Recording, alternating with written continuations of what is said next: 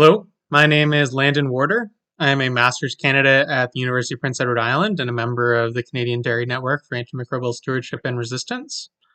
And in this presentation, I'm going to talk to you about some work I've done on comparing antimicrobial use through dose-based metrics for Canadian dairy farms across provinces.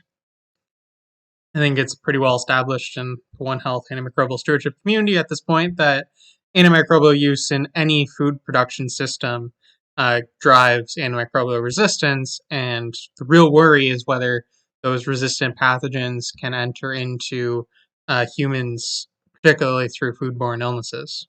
I'm going to be using dose-based metrics throughout this, so this is a way of looking at antimicrobial use instead of via the mass of the antimicrobial, but in terms of how many treatments are conferred by that mass, and then how long those treatments would last for.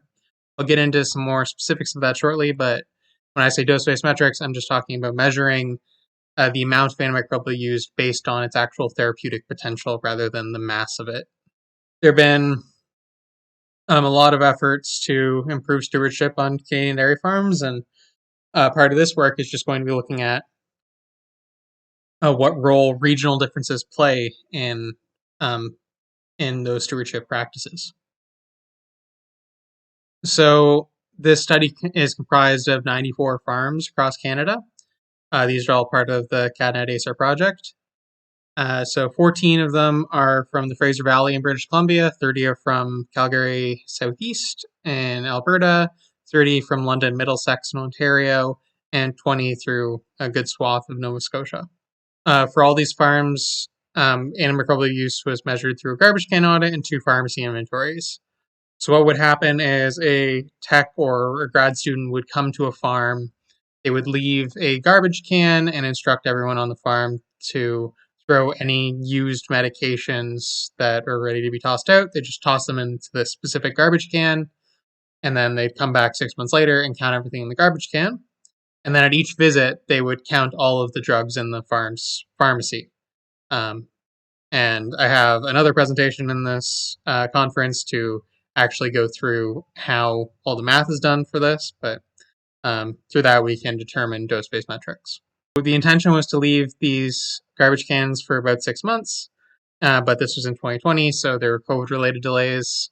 Some were left for a little more than a year. We tried through the inclusion criteria to get representative farms for all of Canada, but one thing here is just the size of the herd. So the smallest herd was 36 and the highest was 560. They're representative through other aspects, but it's hard to determine external validity because this is a convenience sample at the end of the day, even though it's trying to be representative of dairy farms across Canada. So the data was processed using some Python code I wrote, which is the topic of my other presentation. And it would convert this garbage can audit and pharmacy data into a DDD ADUR and a DCD ADUR for every active ingredient from every antimicrobial in the study, right, that they were collected through these garbage can audit and the pharmacy inventories. A DDD ADUR is a defined daily dose antimicrobial drug usage rate, and a DCD ADUR is a defined course dose antimicrobial drug usage rate. So by ADUR, we're just expressing a dose-based metric in terms of per animal year. DCD, so a defined course dose, that is taking that mass of antimicrobial or active ingredient and converting it into the number of courses of treatment that is conferred by that mass. And then a DDD takes that course dose, the number of courses, and says how long that will have an important effect. Those conversion factors were all determined by Alain Audet at l'Université de Montréal to determine the actual ways to go from that gram or milliliter to the actual number of dose-based metrics. So here's a box plot showing the daily doses in terms of an ADUR. So this is duration of effect for each of the 4 provinces. So just pretty clear off looking at it, BC is noticeably lower than the other 3 provinces. It is statistically significantly lower than Ontario's, but it's insignificant for the other two. But you can see that BC is different from the other three, and that holds up with other tests. And if we go to, instead of the number of doses, we go to the number of courses of treatment, it's now Alberta that is significantly higher than British Columbia, but you can still see BC is the lowest of the four. So this effect is holding for both of the provinces, even though there is a bit more variation among the other three. We're seeing that there is certainly a regional effect here, and it's going to be important to see how that holds up with more evidence coming in from more data. So I built a basic univariate model for the amount of treatment in both dose-based metrics from the number of cows. I also tried stocking density, but that was pretty useless for determining the DDDs and DCD ADURs. So in this graph, we have the number of defined daily doses per cow year, and on the x-axis, we have the number of milking cows. You can see that there is a negative relationship between these two. So more cows equals fewer doses per cow. And if we go to the DCD equivalent, so sticking with the same x-axis, but now the y-axis is defined course doses per cow year. Still increasing number of cows decreases number of courses.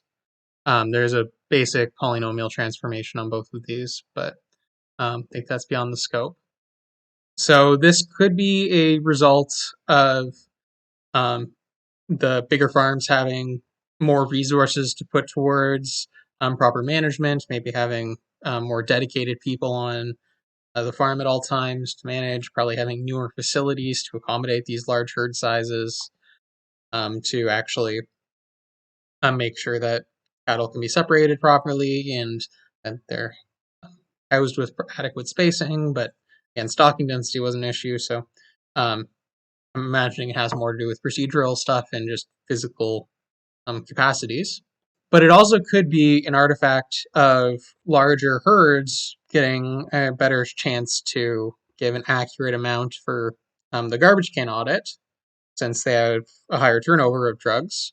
So lower or smaller herds might have a more drugs expiring during the time and just tossing those, as well as they might have more cases where they went through the same size bottle that was in the garbage can for all the sizes of farms, but that equates to a lot more for the smaller farms. It shouldn't be an issue because they should still be going through a fewer amount, and that would average out through all the farm size because we should have a pretty even spread throughout this distribution. But that is a possibility for sure that it's just an artifact from how these drugs are counted. So moving forward, there's a few directions to go.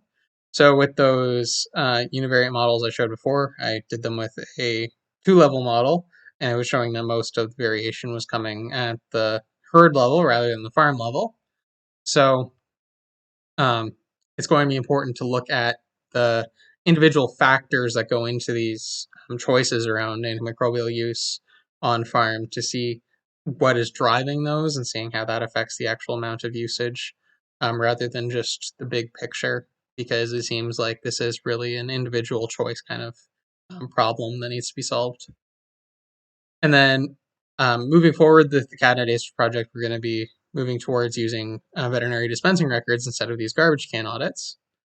And using those, we're probably going to see different trends in how and where antimicrobials are bought throughout the year, and maybe that'll give us longer time or windows to look at as we can look at them retrospectively and see how these changes are affecting the usage as we measure it through our metrics.